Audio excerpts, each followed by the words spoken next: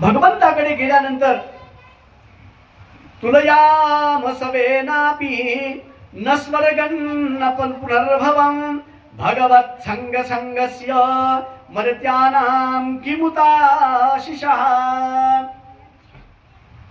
वसुदेव म्हणतात नारदा, अहो इतके दिवस तर सांगायचं, शेवटच्या क्षणाला तुम्ही सांगतायत की तो परमेश्वर आहे म्हणून.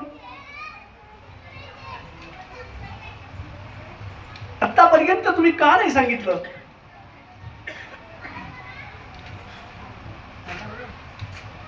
वसुदेवानं सांगितलं, तुलयाम सवेनापि न स्वर्गं न पुनर्भवं भगवत संग संगस्य मर्त्यानां किमुताशिषः. वसुदेवा, एक क्षणाचा सुद्धा सत्संग माणसाला पुरेसा असतो. एका क्षणामध्ये सुद्धा भगवंताची प्राप्ती होऊ शकते.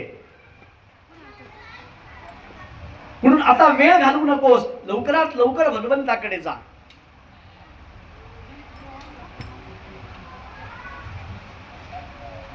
भगवंतालाच वसुदेवाला नारद सांगतायत,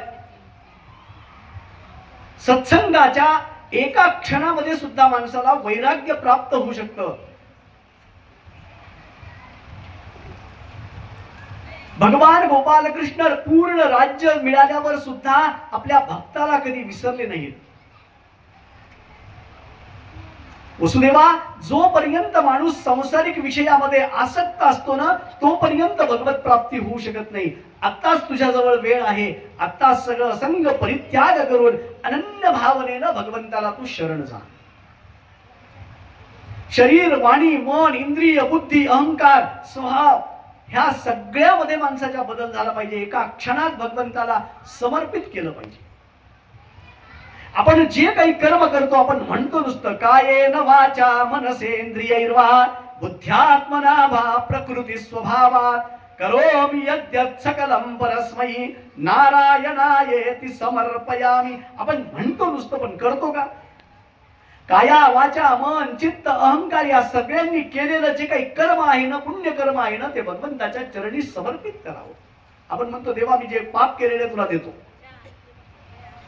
पण भगवंत पाप घेत नाही. भगवंत हा रस भोगताय, रसाहारी आहे.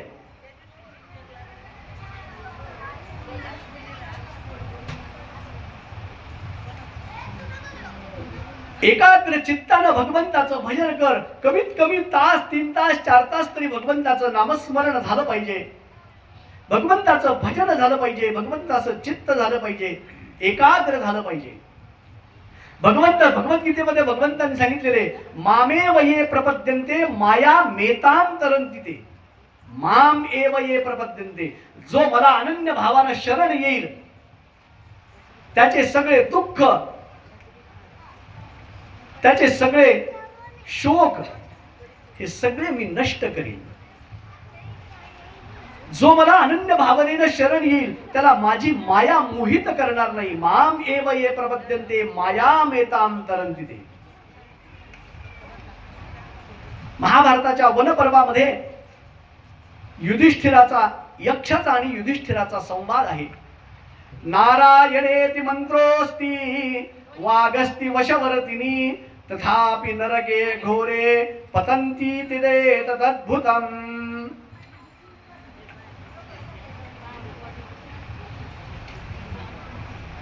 यक्षानं युधिष्ठिराला विचारलं की या जगामध्ये सगळ्यात मोठं आश्चर्य कोणते? जगातलं सगळ्यात मोठं आश्चर्य कुठले? युधिष्ठिरानं सांगितलं हे जेवढे जीव आहेत या सगळ्या जीवांना माहिती आहे की आपल्याला आज नाही तर उद्या हजारो लोकांना स्वर्गाला जाताना पाहतात, हजारो लोकांना नरकाला जाताना पाहतात, तरीही सुद्धा त्यांच्या मनामध्ये असा भाव असतो की आपण अमर होऊन जन्माला आलेलो आहे. हे सगळ्यात मोठं आश्चर्य आहे. रोज पाहतो माणूस हा गेला तो गेला तो गेला, पण आपली पण वेळ आहे हे माणूस विसरूनच जातो. मृत्यूचं आठवण कुणाला असते बरं सांगा? मृत्यूची तयारी कोण करतं? कोणी मृत्यूचं नाव सुद्धा काढलं तर राग येतो माणसाला. आपण जगातलं एकमेव सत्य आहे, कधी ना कधी मृत्यू येणारच आहे. जीवनाची तयारी करतो माणूस, संध्याकाळच्या जेवणाची तयारी करतो, आयुष्यभराच्या शिदोरीची तयारी करतो, पण ज्या माणसाचं जीवन कसंही झालं तर चालेल, पण मृत्यू मात्र मंगलमय व्हावा याच्यासाठी प्रयत्न केलेले पाहिजे. कारण मृत्यू हा अमंगल झाला तर पुन्हा पुनरपि जननम पुनरपि मरणम पुनरपि जननी जठरे शयनम, परत परत ते जन्म मृत्यूचं चक्र आलंच. म्हणून मृत्यू मंगलमय व्हावा यासाठी माणसाने प्रयत्न केले पाहिजे. द्वारकेमध्ये सगळीकडे अपशकुन होऊ लागले. जिकडे तिकडे एकमेकांमध्ये सगळे जण लढायला लागले. उद्धवाला सांगितलं, देवा मला सोबत घेऊन चला. उद्धवाला उद्धव गीतेचं ज्ञान भगवंतांनी दिलं. उद्धवाला सांगितलं, माझ्या बरोबर आला नाहीस, माझ्या बरोबर तू येऊ शकत नाहीस, तर सोबत आलेला नाहीस तर माझ्या बरोबर तुला येण्याचा अधिकार नाही, कुणीही कुणासोबत जाऊ शकत नाही. एकमेकांसोबत जाण्यासाठी महान पुण्य लागतं. शुकदेव म्हणतात, राजा भगवान म्हणतात उद्धवाला, तुला मी हा मनुष्य देह तर दिलाय, हेच तुझ्यावर किती उपकार केलेले. कारण प्राणी मात्राच्या जन्मामध्ये तुला कर्म करण्याचा अधिकार नाही. मनुष्य योनीमध्ये ज्या वेळेला तू जन्म घेतोस त्या वेळेला तुला कर्माचा अधिकार आहे. म्हणून मनुष्य मला आवडतो. मनुष्य योनीमध्ये जन्म घेतल्यानंतर माझ्यापर्यंत पोहोचण्याचा मार्ग मी तुला दाखवून दिलेला आहे, पण त्या मार्गाने तुम्ही चालतच नाहीत तर माझी कशी प्राप्ती होईल, माझ्यासोबत कसा येऊ शकशील. आत्मा ही गुरुरात्मैवम, प्रत्येकाचा आत्मा हाच त्याचा गुरु आहे. प्रत्येकानं याच्यासाठी प्रयत्न केले पाहिजे की माझ्याकडनं जे काही कर्म घडतंय हे योग्य कर्म घडलं पाहिजे, पुण्य कर्म घडलं पाहिजे, भगवंताचं नाम मुखामध्ये आलं पाहिजे, तरच मला मोक्ष प्राप्त होईल. भगवंताच्या निजधामाला मला जाता येईल, वैकुंठामध्ये मला जाता येईल.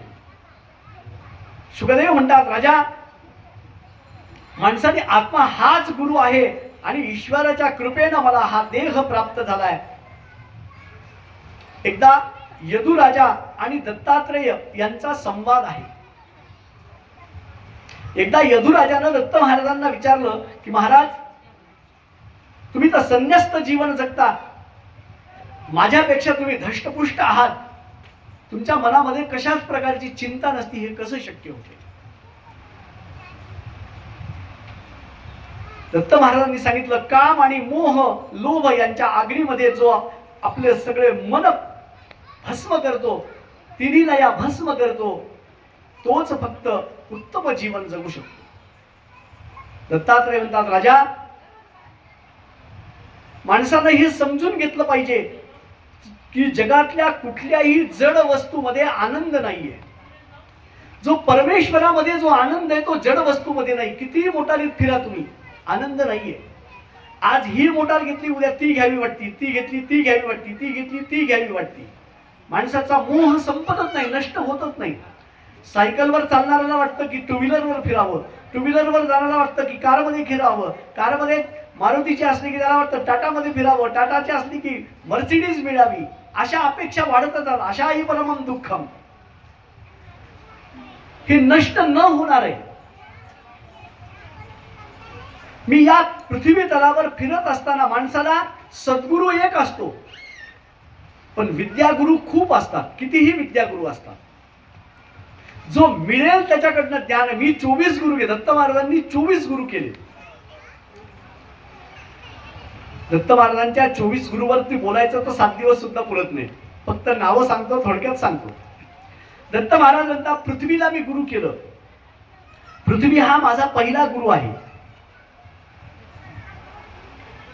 पृथ्वीमध्ये जो समाधान असतं, सर्वांठाई सर्वांप्रती तिच्या मनामध्ये सद्भाव असतो. अत्यंत सहनशीलता असते पृथ्वीमध्ये. कुणी खड्डे खोदतो, कुणी घर बांधतो, कुणी मलमूत्र विसर्जन करतो, तरी सुद्धा पृथ्वी कुणालाही शाप देत नाही. सर्वांना आशीर्वाद देते. सहनशीलता, पृथ्वीकडनं हा गुण मी शिकलो. वायूपासून मी निसंगता शिकलो. कुणाचाही संग करायचा, सगळ्यांना वायू आहे की नाही, सगळ्यांना लागून जातो. इथं बसलेले सगळ्यांच्या शरीराला वारा लागतोय, पण कुणाच्या संघात तो अडकलाय का? वायूपासून मी निसंगता शिकलो. आकाशानं मला शिकवलं की आकाशासारखा अनादि अविनाशी मी आहे. पाण्यापासून मी शीतलता शिकतो. अग्नीपासून मी पावित्र्य शिकलो. चंद्राने मला क्षमता शिकवली. चंद्रामध्ये किती क्षमता आहे. चंद्राला जीर्ण व्हावं लागतं प्रत्येक महिन्याला. चंद्राला जो क्षय आहे प्रत्येक महिन्याला तो जीर्ण, ह्याचा शाप मिळालेला आहे वगैरे मोठी गोष्ट आहे ती. चंद्राकडून मी संतोष शिकलो. सूर्याप्रमाणे परोपकार करायला शिकलो. कबुतरापासून सुद्धा मी कोणत्याही व्यक्तीविषयी कुठल्याही वस्तूविषयी आसक्ती नसावी हे कबुतराकडून शिकलो. अजगराप्रमाणे प्रारब्ध वशात जे प्राप्त झालं हे मी शिकलो. समुद्रापासून मी मर्यादेचा भंग करायचा नाही हे शिकलो. समुद्र कधीही मर्यादेचा भंग करत नाही. कितीही पाऊस पडू द्या समुद्राचं पाणी वाढत नाही, आणि कितीही ऊन तापू द्या समुद्र कधी कमी होत नाही. समुद्रापासून मी मर्यादा सोडायची नाही हे शिकलो.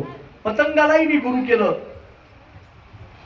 पतंग दिव्याच्या ज्योतीकडे आकर्षित होतो आणि स्वतः जळून जातो.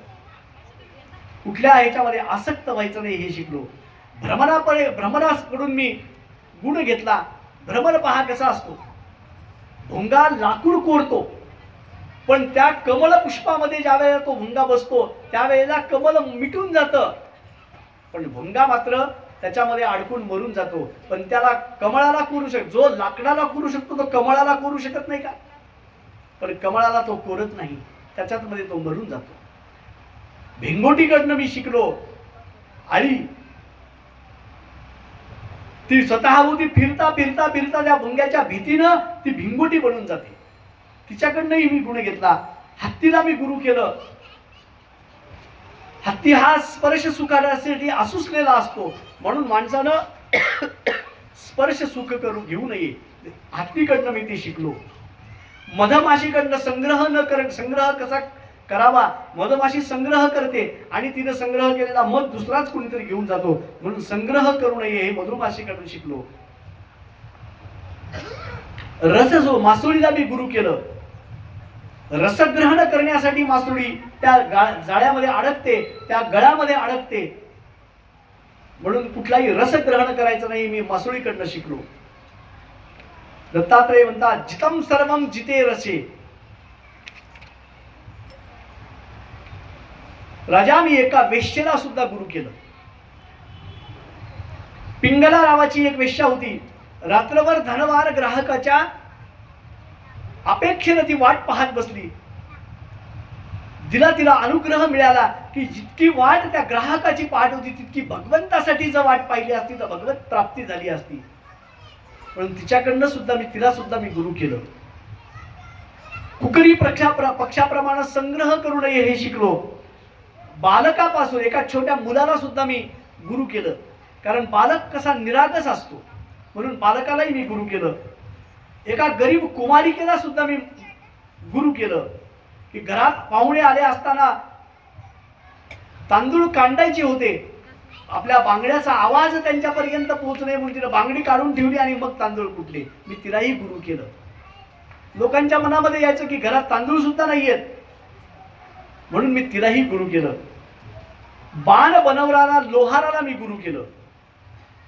तो बाण बनवण्यामध्ये इतका मग्न होता की राजाची वरात चाललेली होती, राजाची यात्रा चाललेली होती, तिच्याकडे सुद्धा त्याचं लक्ष नव्हतं. एकाग्र चित्त होता, म्हणून भगवंताच्या नाम संकीर्तनामध्ये इतकं एकाग्र व्हावं हे मी त्याच्याकडनं शिकलो. सापाप्रमाणे एकटंच फिरत राहावं, कुणी कुणाचं नाही. साप कधी पाहिलं का? दोन दोन साप एकत्रित फिरतात कधीच नाही भेटणार. एकच साप एकटाच फिरत असतो साप. कातणीप्रमाणे कातणीला मी गुरु केलं. कातणी स्वतःच्या तोंडातून तार काढते आणि ती स्वतः गिळून घेते. परत कातणीलाही मी गुरु केलं. राजा यदुराजानं दत्त महाराजांना साष्टांग नमस्कार केला.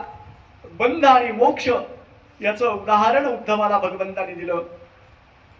बंध मोक्ष समजावून सांगितले आणि उद्धवाला विचारलं देवा, मनुष्याला समजत असताना सुद्धा माणूस या विषय सुखामध्ये का बरं अडकतो? भगवंताने सांगितलं, या मायेमध्ये अडकून तो सदैव फक्त त्या मायेच्या बंधनामध्येच अडकतो. मी त्याला माया ही तरण्यासाठी दिलेली आहे, तर माणूस त्या मायेमध्येच अडकून पडतो, फसून बसतो. शुकदेव म्हणतात, राजा, मला प्राप्त करून घेण्यासाठी माणसाकडे खूप काही असे उपयुक्त साधनं आहेत की ज्यामुळे मला प्राप्त करून घेऊ शकतो, परंतु माणूस त्याला मला प्राप्त करून घेत नाही.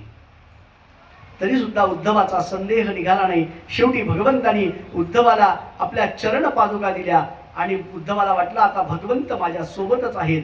भगवंतांनी सांगितलं, बदरिकाश्रमाला जा आणि त्या ठिकाणी फक्त माझं स्मरण करत, चिंतन करत आपलं आयुष्य व्यतीत कर. अंतकालाला मी निश्चित तुला प्राप्त होईल.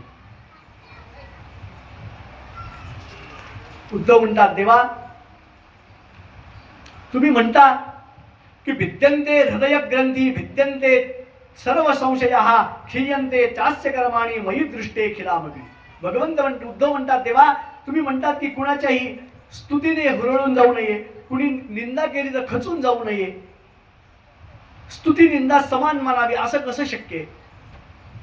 त्यावेळेला भगवंत म्हणतात की जसं माणूस सुख सहजरीतीनं प्राप्त करून घेतो, तशी निंदा सुद्धा सहज प्राप्त करून घ्यावी. निंदा या देहाची होत असते, आपल्या मनाची निंदा होत नसते. कुणी आपल्याला नाव ठेवलं तर आपल्या मनाला कुणी नाव ठेवत नसतं, आपल्या शरीराला नाव ठेवत असतं. जड भरताखंड ते शिकण्यासारखं आहे. नंतर भगवंताने उद्धवाला भिक्षु गीता ऐकविली आणि अर्थस्य साधने सिद्धिर उत्कर्षे रक्षणे व्यये नाशोपभोग आयासात 63 चित्राम मृणो दृढाम. भगवंतानी उद्धव गीता ऐकविली आणि उद्धव गीता ऐकल्यानंतर भगवंतानी उद्धवाला चरण पादुका दिल्या आणि उद्धव निघून गेले. उद्धव म्हणतात, देवा, या शरीरानं मी तेथे जाऊ शकत नाही, म्हणून हे शरीर सोडून या ठिकाणी मी तुझ्या सोबत येईल. भगवंतानी सांगितलं. एका श्रीमंत माणसाचा एक मुलगा असतो, तो दररोज कथा कीर्तन श्रवण करण्यासाठी जात असतो.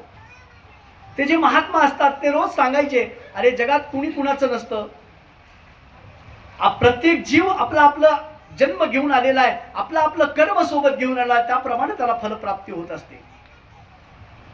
एक दिवस त्या मुलाने त्यांना विचारलं, महाराज, तुम्ही म्हणतात हे मला पटत नाही.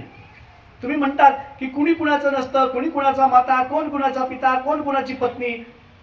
अहो, माझे आई वडील माझ्यावरती इतकं प्रेम करतात की कथेतून मला 10 मिनिटं वेळ झाला तर मला शोधत शोधत येतात. पत्नी 1 मिनिट सुद्धा माझ्या दृष्टीपलीकडे मला जाऊ देत नाही. त्यांनी सांगितलं, तुला परीक्षा पाहिजे आहे का? मी एक तुला जडीबुटी देतो, ती जडीबुटी तू खा.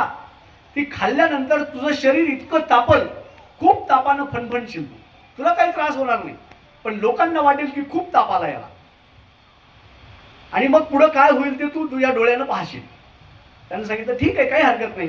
त्यानं ती जडीबुटी खाल्ली, त्याच्याबरोबर त्याचं शरीर इतकं तापलं, हात लावला तर पोळायचं. घरी आल्याबरोबर सगळ्यांना वाटलं, बापरे, याला किती ताप आलाय.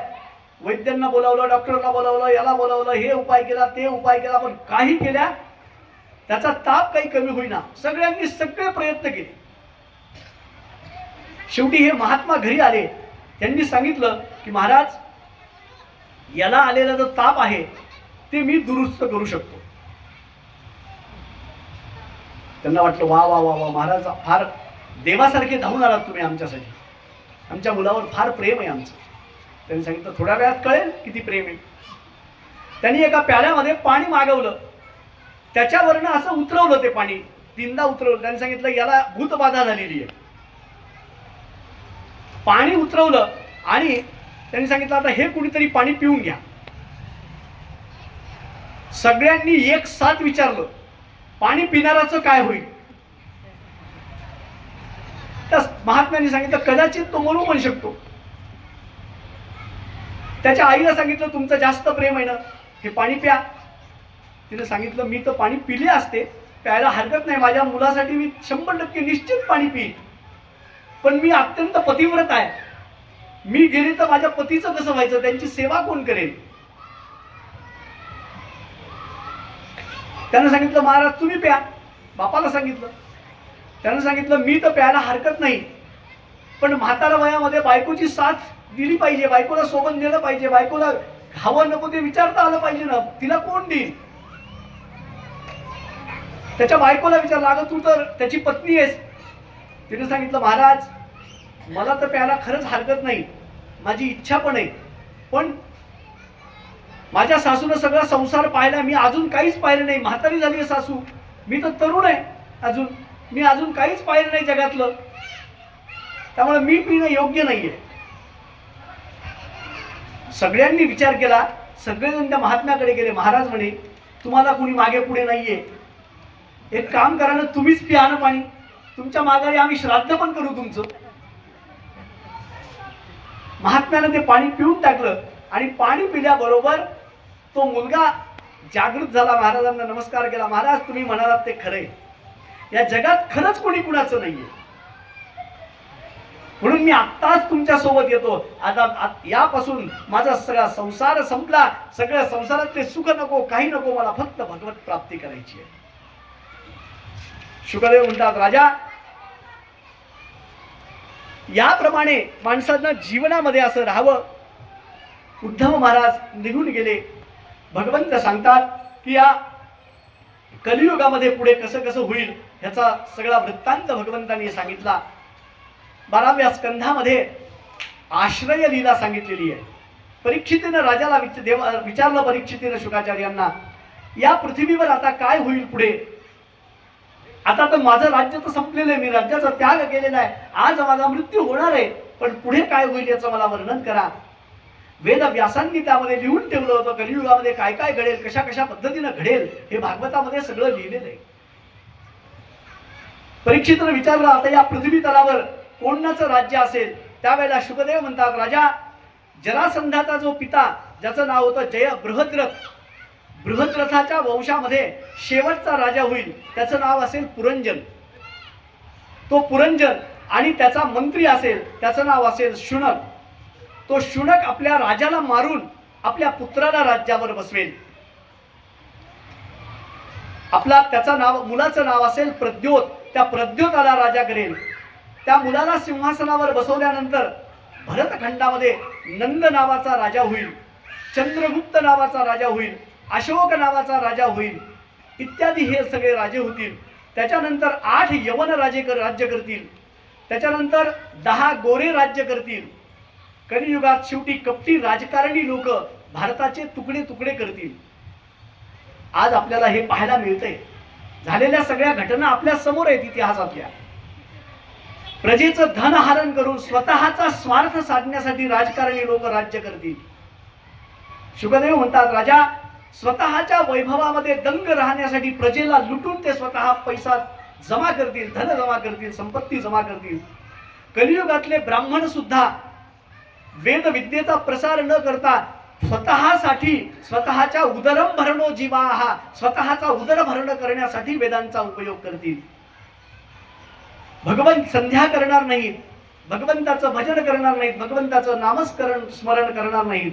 फक्त आपल्या कुटुंबाचं भरण पोषण करण्यामध्ये सगळे जीव तत्पर असतील. शुकदेव म्हणतात, राजा या धर्माचं पालन कीर्ती मिळवण्यासाठी सगळेजण करतील. एखादा नाम सप्ताह सुद्धा त्याच्यापेक्षा माझा कसा मोठा झाला हे पाहण्यामध्येच माणसाचं सगळा जीवन व्यतीत होईल. दाक्षम कुटुंब भरणम यशोर्थे धर्म सेवनम. स्वतःचं कुटुंबाचं भरण पोषण करण्यासाठी स्वतःचं हित मानतील आणि आपला स्वार्थ साधण्यासाठी माणसं सगळ्यांचा द्वेष करायला कमी करणार नाहीत. कलियुगाचे सगळे लक्षण भगवंतांनी सांगितले आणि कलियुगामध्ये अनेक दोष असून सुद्धा एक मात्र गुण आहे, जो भगवंताचं हरिकीर्तन करेल, जो कृतेय ध्यायते विष्णो त्रेतायाम यजतो मखैहि द्वापारे परिचर्यायाम कलौत हरिकीर्तनात. कृतेय ध्यायत, कृतयुगामध्ये भगवंताचं ध्यान करावं लागतं, हजारो वर्ष भगवंताचं ध्यान करावं लागतं, तेव्हा भगवंताची प्राप्ती होते. कृतेय ध्यायते विष्णू त्रेतायाम यजतो मखैहि. त्रेतायुगामध्ये भगवंताचे यज्ञ करावे लागतात, मोठे मोठे यज्ञ करावे लागतात, त्याने भगवंत प्राप्त होतात. द्वापारे परिचर्यायाम, द्वापार युगामध्ये अनन्य भावनेनं षोडशोपचारांनी भगवंताची पूजा करावी लागते, तर भगवंत प्राप्त होतात. कलौ तद्धरी कीर्तनात, कलियुगामध्ये फक्त भगवंताचं हरिकीर्तन केल्यानं, भगवंताचं नामस्मरण केल्यानं भगवंत प्राप्त होतात.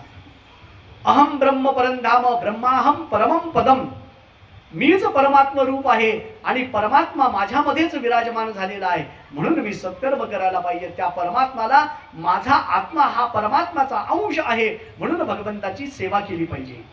परीक्षित महाराज म्हणतात, व्यापक ब्रह्माचं दर्शन घडविले म्हणून मी फार निर्भय झालोय देवा. सुखदेवा, मला आता खरोखर या व्यापक ब्रह्माचं दर्शन झालेलं आहे. श्रीमद भागवताचं 5 फळं भागवत श्रवणानं मिळतात माणसाला. 5 फळं कुठले? माणसाला निर्भय बनवतात. पहिलं फळ भागवताचं निर्भयता. माणसाच्या मनामध्ये जी भीती असते ना, की मला भगवंताची प्राप्ती होईल का नाही, तर निश्चित भगवंताची प्राप्ती होईल, हे भागवताचं पहिलं फळ आहे.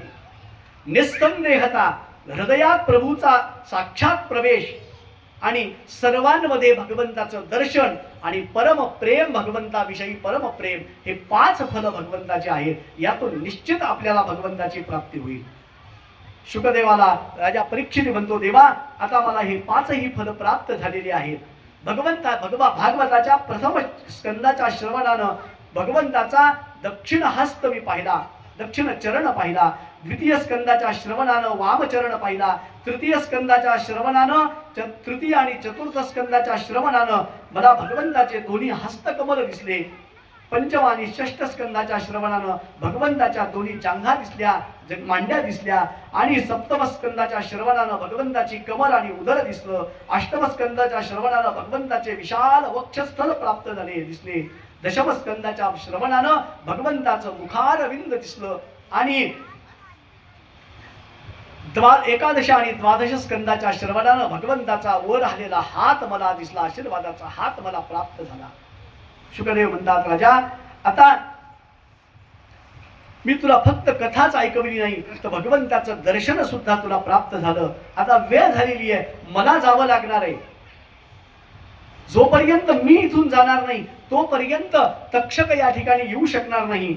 आणि तक्षक जर आला नाही तर तुझा मृत्यू होणार नाही. तक्षकानं जरी तुला यदाकदाचित दंश केला तर त्याचं विष हे अमृत होईल, म्हणून मला इथून गेलं पाहिजे.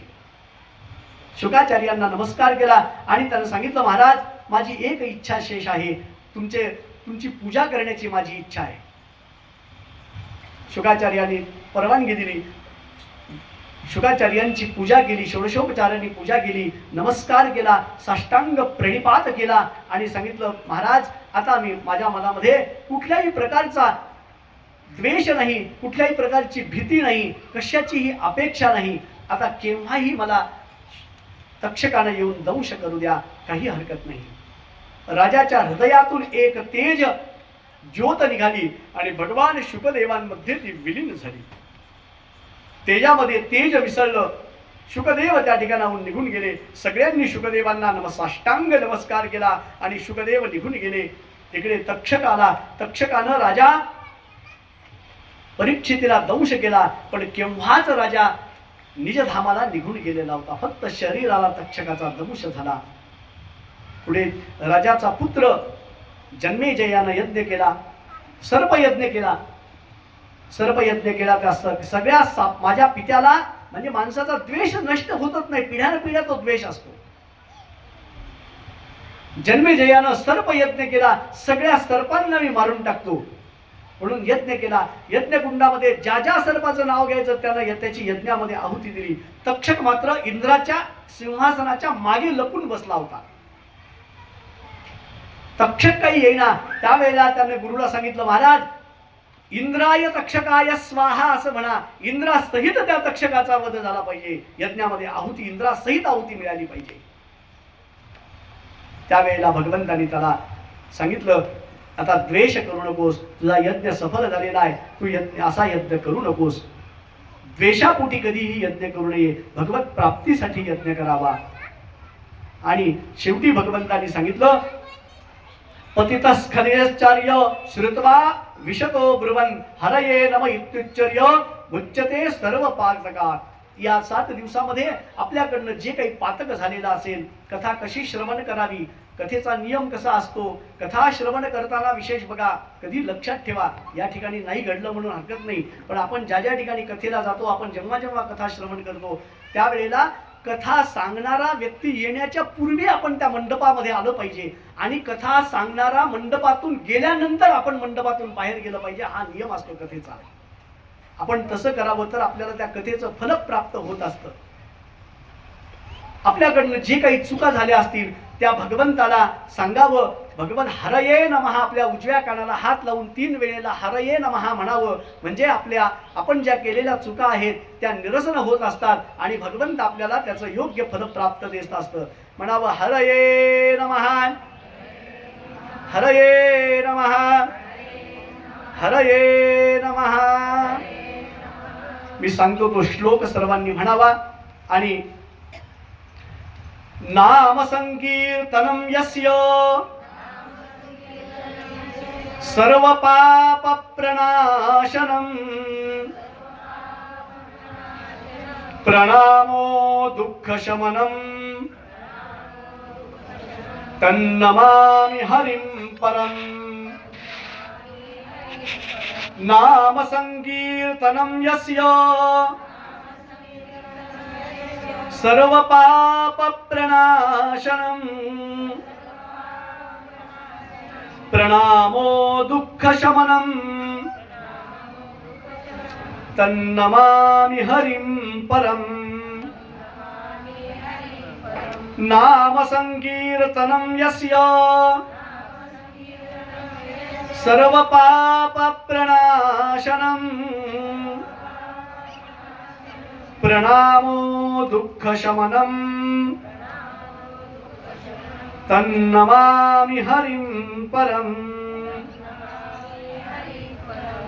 हरे राम राम राम हरे हरे, हरे कृष्ण कृष्ण कृष्ण हरे हरे. हरे राम राम राम हरे हरे, हरे कृष्ण कृष्ण कृष्ण हरे हरे.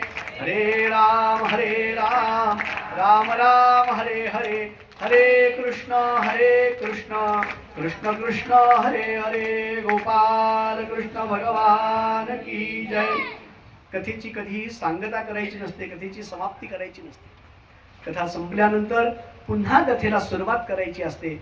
म्हणून आपण एक भागवताचा सुरुवातीचा श्लोक घेऊया. आत्ताची आपली झालेली सेवा भगवंताच्या चरणी समर्पित करू. माझ्या सद्गुरूच्या चरणी मी समर्पित करतो. या 7 दिवसांमध्ये जे 2 शब्द यथायोग्य आपणास वाटले असतील ते माझ्या सद्गुरूच्या मुखातून आलेले असतील. जे अयोग्य असतील ते माझ्यासारख्या पामराच्या मुखातून आलेले आहेत. ते सोडून द्या. जे योग्य वाटलं ते आपण मनात ध्यानात ठेवावं. भगवंताच्या चरणी सर्वांनी विलीन व्हावं. भगवंताला मी प्रार्थना करेन, विनंती करेन की या कथेमध्ये जे जे आलेले आहेत त्यांना भगवंताचा कृपाशीर्वाद प्राप्त व्हावा. सगळ्यांच्या मनामधले सगळे दुःख शमन व्हावेत, सगळ्यांचे कष्ट निरसन व्हावेत आणि सर्वांना योग्य मार्गदर्शन भगवंताने स्वप्नामध्ये करावं, प्रत्यक्षात करावं.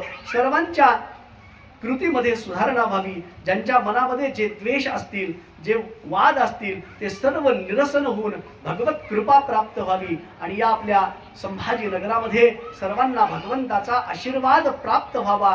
हीच आपण भगवान महादेवांच्या चरणी, भगवान शुकदेवांच्या चरणी, भगवान गोपालकृष्णांच्या चरणी, हनुमंताच्या चरणी आपण प्रार्थना करूया. आणि झालेली वाङ्मय पुष्प सेवा आज मी या ठिकाणी भगवंताच्या चरणी समर्पित करतो आणि माझ्या वाणीला मी विराम देतो. आपण परत कथेला सुरुवात करणार आहोत. गोपाल कृष्ण भगवान की जय. जन्माद्यस्य यतोऽन्वयादिजरतः चार्थेषु भिन्नस्वराट् तेने ब्रह्म हृदय आदि कवये मुह्यन्ति यत्सूरयः तेजो वारिवृदां यदा विनिमयो यत्र त्रिसर्गो मृषा धाम्ना स्वेन सदा निरस्तकुहकं सत्यं परं धीमहि. गोपाल कृष्ण भगवान की जय. हरये नमः, हरये नमः, हरये नमः. नमः पार्वतीपतये. हर हर महादेव हर.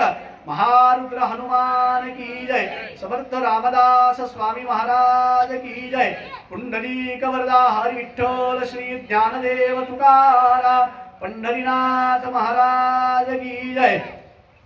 अनंत कोटी ब्रह्मांड नायक राजाधिराज सच्चिदानंद सद्गुरु श्री ब्रह्म चैतन्य रामानंद प्रल्हाद श्री अग्नेश्वर महाराज की जय। जय जय रघुवीर समर्थ गोपाल कृष्ण भगवान की जय। नमः पार्वती पतये हर हर महादेव हर सत्य शिव भगवान की जय।